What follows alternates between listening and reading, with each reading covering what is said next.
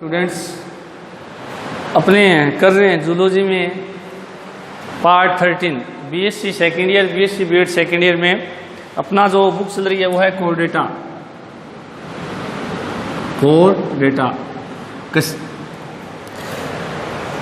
अब देखिएगा अभी तक जो अपने पढ़ा है जो 12 पार्ट अपने पढ़ चुके हैं, 12 को अपने दो भागों में डिवाइड किया था, 12A और 12B।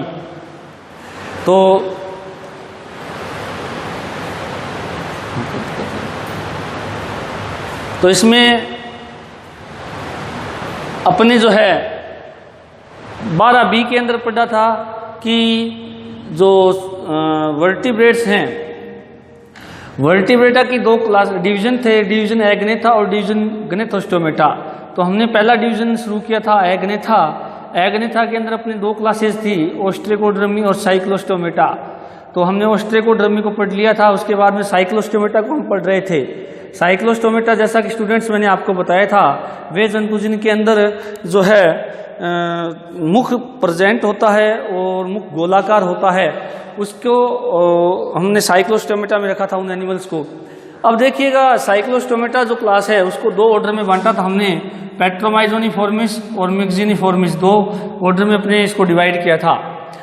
पेट्रोमाइजोनिफॉर्मिस जो जंतु थे इनके बारे में मैंने आपको बताया था कि ये जंतु जो होते हैं इनमें जो चूसक होता है उस चूसक के दोनों के चारों तरफ चूसक के बीच में मुख होता है और मुख के चारों तरफ हॉर्नी टीथ पाए जाते हैं, इसलिए इन जंतुओं को पेट्रोमाइजोनिफॉर्मिस में रखा गया है। और इन जंतुओं के जो है एक सामान्य नाम भी बोला जाता है लैम्प्रेज। तो ये इनका एक सामान्य नाम जो लिया जाता है लैम्प्रेज। उसके बाद में जो है अपने पेट्रोमाइजोनिफॉर्मिस के जो कैरेक्टर्स आपको पार्ट बी के अंदर मैंने बताए थे। आज अपने जो पढ़ने जा रहे हैं इसका ऑर्डर सेकंड मिक्सिनिफॉर्मिस या मिक्सोनिडिया इसको हम कह सकते हैं। इसका जो सेकंड क्लास है, सेकंड ऑर्डर है साइक्लोस्टोमेटा की जो सेकंड ऑर्डर है मिक्सोनिफॉर्मिडिया या मिक्सोनिफॉर्मिस भी कह सकते हैं इसको, मिक्सोनिफॉर्मिस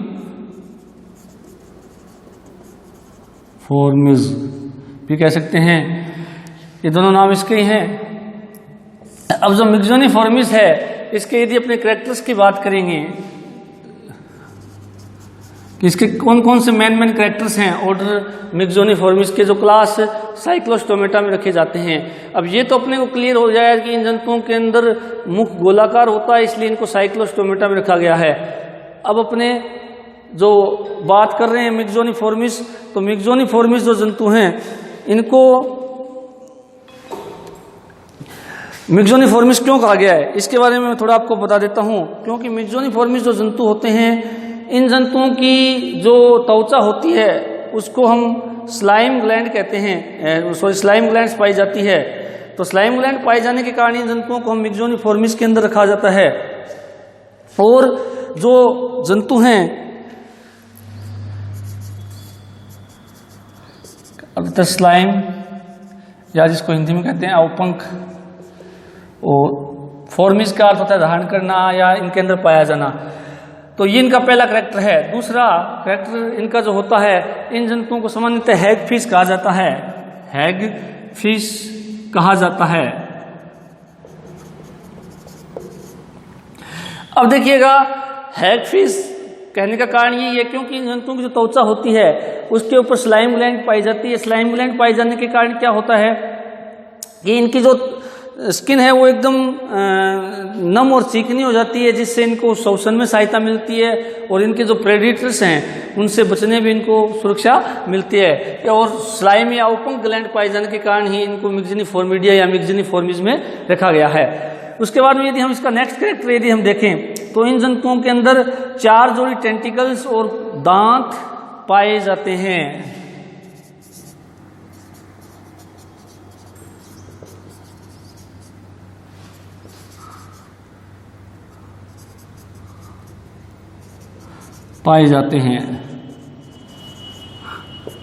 बक्कल फनल एब्सेंट होती है, बक्कल फनल एब्सेंट होती है। अब बक्कल फनल की यदि हम बात करें तो यानी मुख्य कीप जो कि हमने देखा था कि पैट्रोमाइजोन्सिफॉर्मिस में पाई जाती है, जबकि इसके अंदर नहीं पाई जाती है। और उसके अलावा इसके अंदर जो माउथ होता है वो टर्मिनल होता है, माउथ टर्मिनल पोजीशन में होता है। अब देखिएगा यदि हम इसके मुख स्ट्रक्चर की यदि हम बात करें तो इसके अंदर जो इस तरह का मुख होता है, थोड़ा सा अपना अगर बनाने का प्रयास करें, इस तरह का मुख होता है। तो मुख की पोजीशन यहां होती है, ये टेंटिकल्स होते हैं, ये माउथ है। इसके अंदर कहीं भी फनल यानी चूसक कीप जो होती है वो एब्सेंट होती है, वो नहीं पाई जाती है। और 4 जोड़ी यानी कुल 8 टेंटिकल्स होते हैं। ये होते हैं टेंटिकल्स जो सेंसरी टेंटिकल्स होते हैं। सेंसरी का मतलब ये होता है कि जैसे कोई भोजन को लेने में लेते हैं तो उस समय जो भोजन की जांच करना, जल की जांच करना, उपयोगी जलीय एलिमेंट्स हैं, वाटर एलिमेंट, उनको ही केवल अंदर आने देना। और यानी एक तरीके से भोजन को छानने का काम करते हैं और भोजन को जो उपयोगी भोजन उनको लेने में क्या होते हैं, ये सहायक करते हैं, क्योंकि इनको सेंसरी टेंटिकल्स कहा गया, संवेदी टेंटिकल्स कहा गया, जो संवेदनाओं को का ज्ञान करवाते हैं। उसके अलावा दांत पाए जाते हैं और बक्कल फनल इनमें एब्सेंट होती है, जो पैट्रोमाइजोनिफॉर्मिस में प्रेजेंट थी। कीप, मुख्य कीप जिसको कहते हैं, माउथ जो होता है वो टर्मिनल पोजीशन में होता है, यानी कि टर्मिनल का अर्थ होता है कि अंतस्थ स्थिति के अंदर होता है। उसके अलावा यदि इनकी बात करें, ये सारे के सारे समुद्री जीव होते हैं, मैराइन एनिमल्स हैं, मैराइन होते हैं, मैराइन यानी समुद्री होते हैं, यानी सभी समुद्र के अंदर पाए जाते हैं। तो यानी कि ये लवणीय जल के अंदर पाए जाने वाले जंतु है। उसके अलावा यदि हम इसके नेक्स्ट पॉइंट की यदि हम बात करें तो इसके अंदर नेसल सैक जो है वो मुख के अंदर उपस्थित पाया जाता है। नेसल सैक मुख में खुलता है। नेसल सैक का बताया हुआ है, इसका ओल्फैक्टरी ऑर्गन होता है जो कहाँ खुलता है, इसके अंदर मुख में खुलता है। उसके अलावा यदि इनके अंदर देखें डोर्सल फिन, डोर्सल जो फिन होता है वो या तो एब्सेंट होता है, एब्सेंट या कम विकसित होता है, कम विकसित होता है। डोर्सल फिन एब्सेंट या कम विकसित होता है। अब देखिएगा कि इसमें वही है कि तैरने के लिए ये एक उपयोगी अंग है जो कि इसके अंदर कम विकसित या एब्सेंट होता है। उसके अलावा यदि हम बात करें, गिल पाउच जो होते हैं वो 6 से 15 जोड़ी होते हैं। गिल पाउच जो हैं 6 से 15 जोड़ी होते हैं।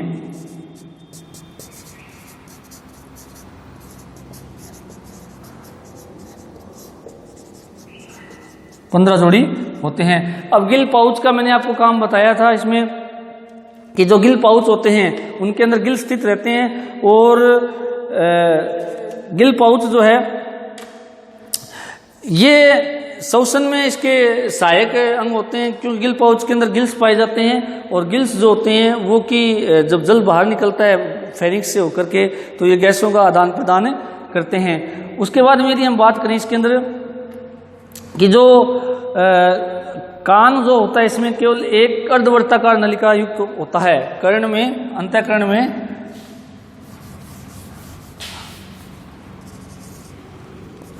कर्ण में एक अर्धवर्ताकार नलिका पाई जाती है, नलिका पाई जाती है। कर्ण में केवल एक अर्धवर्ताकार नलिका पाई जाती है और जो कि आपको बताया था इसका कर्ण संवेदी अंग है और साथ में संतुलनकारी अंग भी होता है। उसके अलावा यदि हम बात करें इसका जो ब्रैंकियल बास्केट होती है वो अल्प विकसित होती है। ब्रैंकियल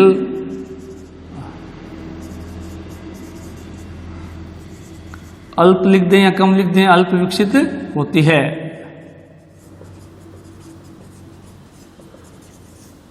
ब्रैंकियल बास्केट का मतलब क्या होता है कि इसकी जो फेरिंक्स होती है उसमें बहुत सारे छिद्र होते हैं जिससे वो एक टोकरी की तरह दिखाई देती है। और फेरिंक्स जो होता है कोई भी जंतु का या इन जंतुओं की यदि हम बात करें, जो कि श्वसन में भी सहायक अंग होता है और साथ में जो है वो भोजन को लेने का काम भी करता है। तो इन जंतुओं की जो फेरिंक्स जो बास्केट होती है, फेरेंजियल बास्केट या ब्रैंकियल बास्केट होती है, वो अल्प विकसित होती है, अधिक विकसित नहीं होती है। उसके अलावा इसमें जो जंतु हैं इनके अंडे जो होते हैं संख्या में कम होते हैं, आकार में बड़े होते हैं। अंडे संख्या में कम व आकार में बड़े होते हैं, आकार में बड़े होते हैं। उसके अलावा यदि हम बात करें नेक्स्ट पॉइंट, डेवलपमेंट डायरेक्ट होता है, डेवलपमेंट डायरेक्ट होता है, यानी कि लार्वा अवस्था नहीं पाई जाती, लार्वा अवस्था अनुपस्थित होती है,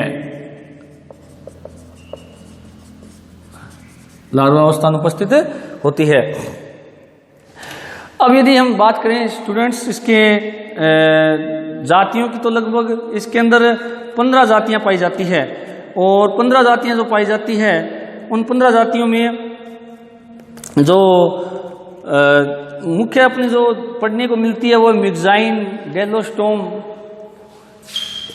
एग्जाम्पल यदि हम बात करें, मिक्साइन, डेलोस्टोम, ये सबसे अधिक पढ़े जाने वाले इसके एग्जाम्पल्स हैं। मिक्साइन जिसको अपने पूरा डिटेल के अंदर आगे देखना भी है, तो जिसका पूरा अपने हैबिटेट और जो मॉर्फोलॉजिकल कैरेक्टर्स हैं वो अपने को इसको आगे डिटेल में देखेंगे। मिक्सिनिफॉर्मिस का जो एग्जाम्पल है मिक्साइन, तो देखिएगा स्टूडेंट्स, ये अपने जो अभी टॉपिक कैरेक्टर देखे हैं ये सारे मिक्सिनिफॉर्मिस के हैं। और मिक्सिनिफॉर्मिस जो है जंतु, उसके मेन जो कैरेक्टर ये होते हैं, इसका एग्जाम्पल अपने मिक्सिन और डेलोस्टोमा होता है। अब देखिएगा अपना जो साइक्लोस्टोमेटा ऑर्डर है, इसके अंदर हमने क्लास है साइक्लोस्टोमेटा, इसके अंदर 2 ऑर्डर थे, दोनों ऑर्डर को अपने पढ़ लिया। एक तो पेट्रोमाइजोनिफॉर्मिस और एक है मिक्सिनिफॉर्मिस, दोनों को अपने अलग अलग पढ़ लिया है। अब देखिएगा अपना जो ये टॉपिक है ये यहाँ पर पूरा हो जाता है। अब हमने देखिएगा जो नेक्स्ट टॉपिक है वो अपना रहता है कि जो डिवीजन अपनी एगनेथा थी, क्योंकि देखिएगा हमने स्टार्टिंग जब की थी तो स्टार्टिंग में आपको बताया था कि जो वर्टिब्रेट्स हैं उनको 2 डिवीजन में बांटा गया है, एगनेथा और गनेथोस्टोमेटा में। एगनेथा के अंदर हमने जो है साइक्लोस्टोमेटा, एगनेथा के अंदर अपने साइक्लोस्टोमेटा और ओस्ट्रेकोड्रमी को पढ़ा है। और ओस्ट्रेकोड्रमी जो लुप्त हो चुके हैं, जबकि साइक्लोस्टोमेटा के एनिमल्स जीवित हैं, जिनके अंदर हमने पेट्रोमाइजोनिफॉर्मिस और मिक्सिनिफॉर्मिस को पढ़ लिया है। अब स्टूडेंट जो हम नेक्स्ट कह सकते हैं कि डिवीजन पढ़ने जा रहे हैं वो है गनेथोस्टोमेटा। अब हम बात करेंगे कोर्डेटा में वर्टिब्रेटा और वर्टिब्रेटा में हम बात करने जा रहे हैं गनेथोस्टोमेटा। अब जो गनेथोस्टोमेटा है इसको 2 सुपर क्लास में बांटा गया है, इसको 2 सुपर क्लास है इसकी।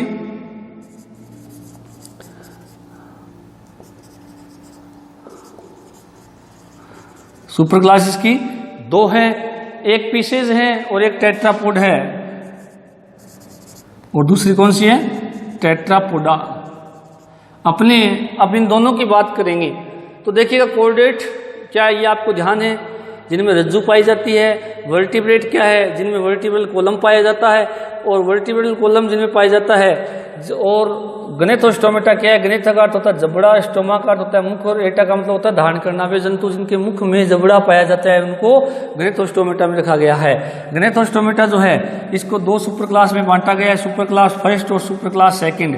सुपर क्लास फर्स्ट जो है उसके अंदर पीसेज को बांटा गया है, और सुपर क्लास जो सेकंड है उसके अंदर टेट्रापोडा को रखा गया है। अब यदि हम बात करें सुपर क्लास पीसेज की, तो सुपर क्लास जो पीसेज है इसको 3 क्लास में बांटा गया है। सुपर क्लास पीसेज को 3 क्लास जो है, पहली क्लास है प्लेकोड्रमी। फर्स्ट क्लास कौन सी है, प्लेकोड्रमी।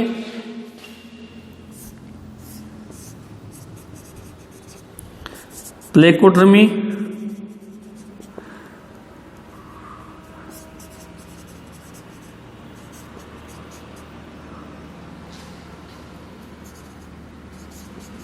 कॉन्ड्रेक्थिस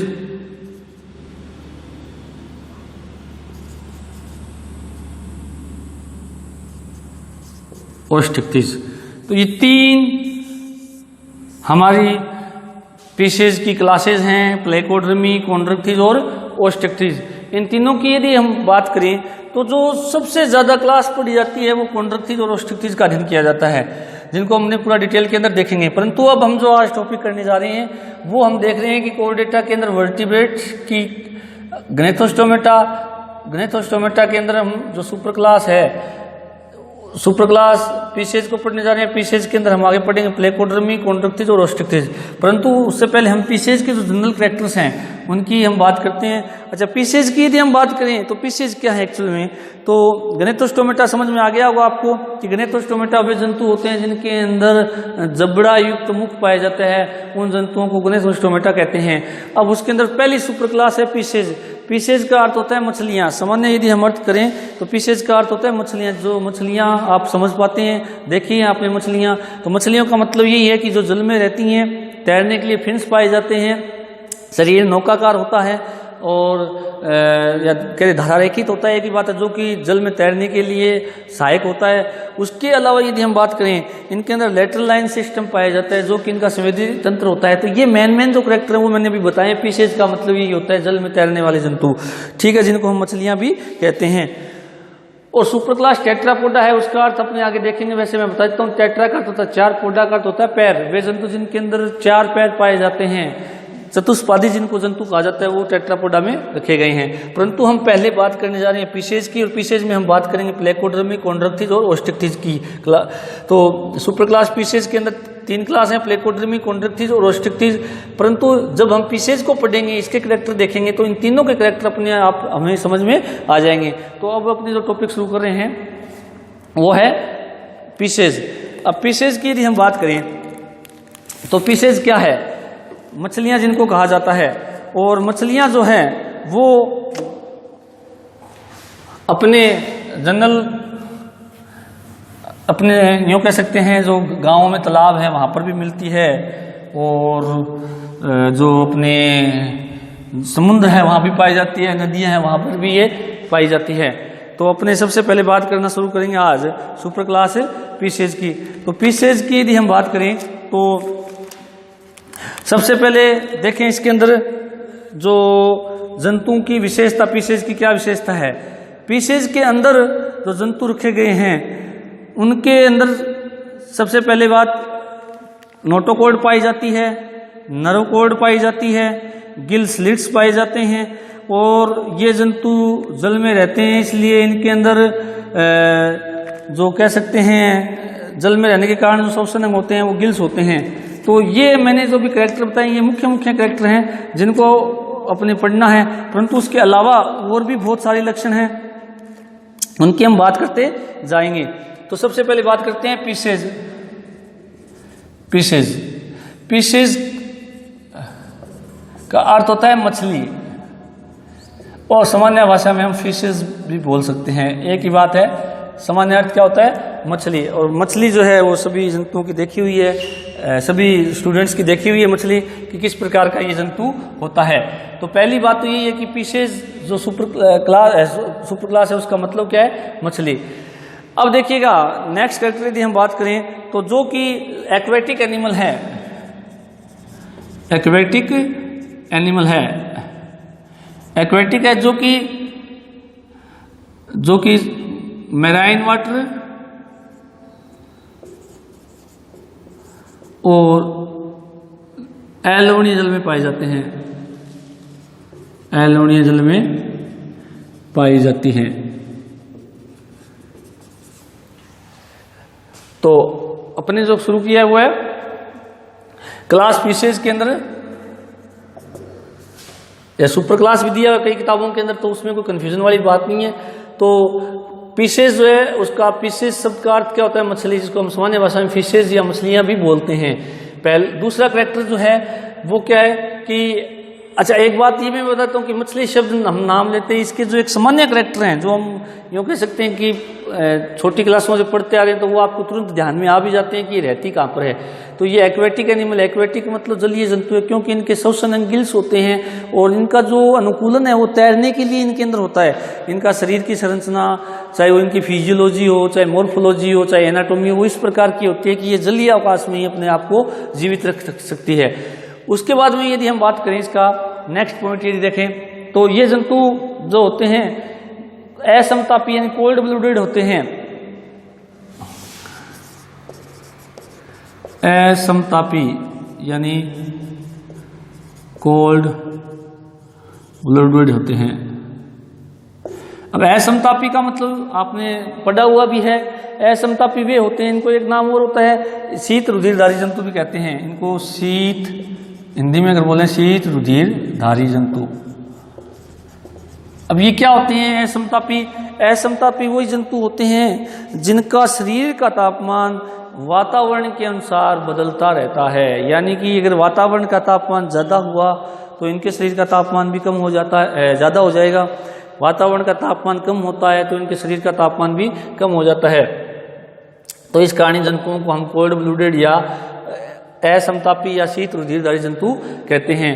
अब मैं आपको एक बात बताता हूँ कि ये जो जंतु है, फिर ये वातावरणीय जो परिस्थितियों उनसे बचने के लिए फिर ये ग्रीष्म निष्क्रियता, शीत निष्क्रियता जैसे जो है लक्षण रखता है, जिसके कारण ये तापमान अधिक और कम होने पर, वातावरण के अधिक और कम तापमान होने पर ये अपने आप को बचाए रखने के लिए निष्क्रियता की स्थिति में चले जाते हैं और वहाँ पर उचित या अनुकूलित तापमान होने का इंतजार करते हैं।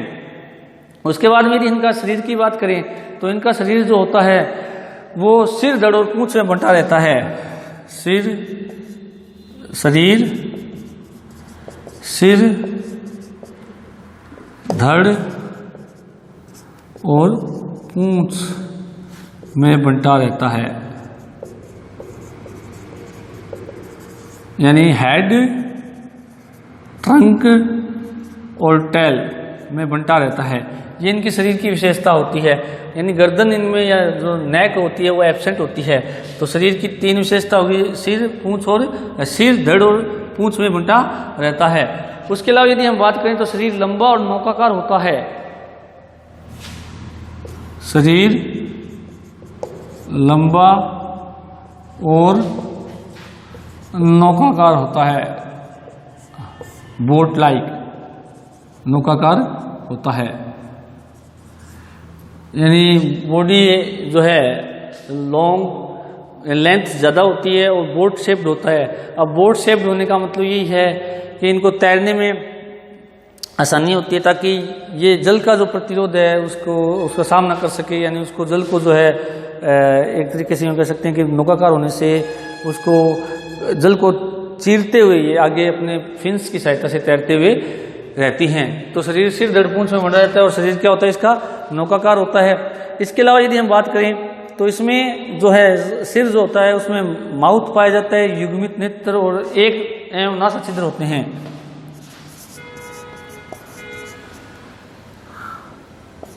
मुख, युग्मित नेत्र व नासा छिद्र होते हैं। अब देखिएगा, हम साइक्लोस्टोमेटा जब पढ़ा था उसके अंदर ये था कि जो मुख होता है वो तो होता ही है और जो नासा छिद्र हैं वो केवल एक ही था, जबकि यहाँ पर नासा छिद्र कितने होते हैं? 2 होते हैं। युग्मित नेत्र, नेत्र 2 होते हैं और सिर भाग में ये उपस्थित रहते हैं और मुख भी वहीं पर पाया जाता है। अब नासा छिद्र और जो नेत्र होते हैं वो इनके संवेदी अंग होते हैं, जो संवेदनाओं से संबंधित होते हैं, संवेदनाओं को ग्रहण करते हैं। उसके अलावा यदि हम बात करें, जो शरीर है उसके ऊपर ड्रमल स्केल्स का बना हुआ एक्सोस्केलेटन पाया जाता है। शरीर पर ड्रमल स्केल्स का बना एक्सोस्केलेटन पाया जाता है। अब ड्रमल स्केल यानी त्वचीय शल्क होते हैं, इनको अगर हिंदी में बोलें त्वचीय शल्क होते हैं। यानी इनका विकास जो होता है वो त्वचा से होता है। अब कैसे होता है ये हम जैसे जब हम स्कोलियोडोन को पूरा डिटेल में पढ़ेंगे तो वहाँ पर इसको देखेंगे कि त्वचीय सल्क क्या होते हैं, एक त्वचीय सल्क का डेवलपमेंट कैसे होता है, विद डायग्राम हम वहाँ पर इसको पूरा डिटेल में देखेंगे।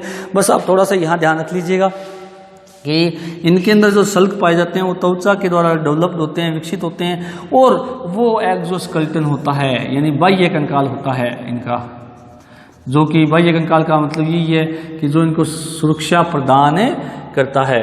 तो ये देखिएगा थोड़ी विशेषता है इसकी, एक इम्पोर्टेंट टॉपिक है। अच्छा, एक मैं बीच में एक बात बता देता हूँ कि अब जो हम क्लासेस पढ़ने जा रहे हैं, पीसेस, एम्फीबिया, रेप्टिलिया, उसके बाद में एविज और मैमेलिया, ये 500 क्लासेस ऐसी हैं जिनका 100% क्वेश्चन, बड़ा क्वेश्चन जो है एग्जाम में आता ही आता है। इसलिए अपने जो भी अब करेक्टर पढ़ रहे हैं इन 500 क्लासेज का, या इन 500 सुपर क्लास दिया हुआ है कुछ बुक्स में, उनको आप थोड़ा ध्यान से पढ़िएगा, क्योंकि इनका डेफिनेटली क्वेश्चन आता ही आता है जनरल करेक्टर और इनका क्लासिफिकेशन का। तो वो अपने आज ये शुरू किया है पीसेज का। तो पीसेज के अंदर ये है थोड़ा विशेष ध्यान रखने वाली बात कि ड्रमल स्केल क्या होते हैं और जो इनका किस प्रकार का स्केलेटन है। तो ड्रमल स्केल त्वचीय सल्क कहलाते हैं, जो कि त्वचा से विकसित होते हैं। अब कैसे होते हैं इसको मैं विद डायग्राम आपको आगे बताऊंगा। और एक्सोस्केलेटन ये इनका कौन सा कंकाल होता है, बाह्य कंकाल होता है। और अब कंकाल शब्द आ गया तो इसमें आपको कंफ्यूज होने की जरूरत ही नहीं है। कंकाल वह एक आवरण होता है जो कि शरीर की बाह्य आघातों से सुरक्षा करता है या जंतु को बचाए हुए रखता है। तो ये इसका एक बहुत इंपॉर्टेंट कैरेक्टर की सल्क कौन से होते हैं, त्वचीय सल्क होते हैं। उसके अलावा यदि हम बात करें इसके अंदर ये अंतःकंकाल जो है वो भी इनमें पाया जाए तो वो किसका बना होता है। अंतःकंकाल इसके अंदर जो है एंडोस्केलेटन, एंडोस्केलेटन जो है वो अस्थि और उपास्थि का बना होता है, बना होता है। यदि इंग्लिश में बात करें बोन और कार्टिलेज। अब देखिएगा ये भी बहुत बड़ी इंपॉर्टेंट बात है कि एक्सोस्केलेटन तो इनमें है ही है, साथ में एंडोस्केलेटन भी पाया जाता है, और जो क्लासिफिकेशन का आधार भी है इन मछलियों के अंदर। क्योंकि अभी मैंने थोड़ी देर पहले बताया था कि ये जो मछलियाँ होती हैं, पीसेज जो सुपर क्लास है, इसको 3 ऑर्डर में बांटा गया है, प्लेकोडर्मी, कॉन्ड्रक्थिस और ओस्ट्रिक्थिस। अब देखिएगा कॉन्ड्रक्थिस और ओस्ट्रिक्थिस नाम आया है वो एंडोस्केलेटन के आधार पर इनका आगे क्लासीफाई इनको किया गया है। अब देखिएगा अस्थि का बना यदि अंतःकंकाल होता है तो उनको अस्थिल मछलियाँ कहते हैं। उनको हम कौन सी मछलियाँ कहते हैं, अस्थिल मछलियाँ कहते हैं, बोनीफिशेज, बोनीफिशेज कहते हैं। और जो उपास्थि की बनी होती हैं उनको कार्टिलेजिनस या उपास्थिल मछलियाँ कहते हैं, उपास्थिल मछलियाँ कहते हैं। अब उपास्थिल मछलियाँ जो होती है, जैसे स्कोलियोडोन हम पढ़ेंगे, और अस्थिल मछलियों जैसे आपने लेबियोरोइता नाम सुना है।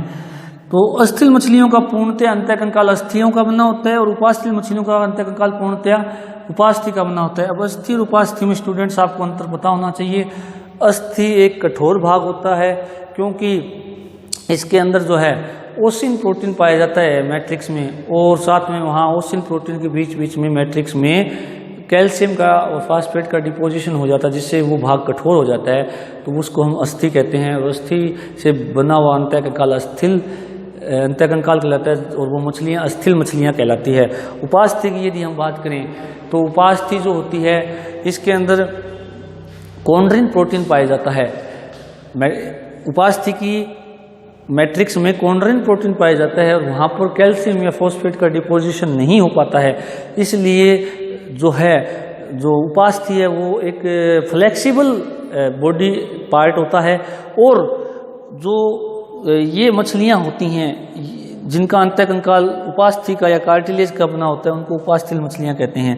तो ये 2 तरह का इनका क्लासिफिकेशन हमने देखा है, देखेंगे आगे भी मछलियों का कि अस्थिल मछलियाँ क्या है, उपास्थल मछलियाँ क्या है, इनको पूरा आगे डिटेल में पढ़ेंगे भी। परंतु ये ध्यान रखना कि इनमें एक्सोस्केलेटन भी मौजूद है, एंडोस्केलेटन भी। एक्सोस्केलेटन तो जो है सभी का त्वचीय सल्क का बना होता है, इन त्वचा के रूपांतरित सल्क पाए जाते हैं। और एंडोस्केलेटन जो है वो अस्थि का बना हो सकता है या उपास्थि का बना हो सकता है। तो स्टूडेंट्स, आज अपने जो शुरू किया है वो पीसेज को शुरू किया है। तो पीसेज के अपने जो अभी तक 7 कैरेक्टर पढ़ लिए, अभी कुछ कैरेक्टर जो और रह गए वो अपने नेक्स्ट क्लास में पढ़ेंगे। Thank you.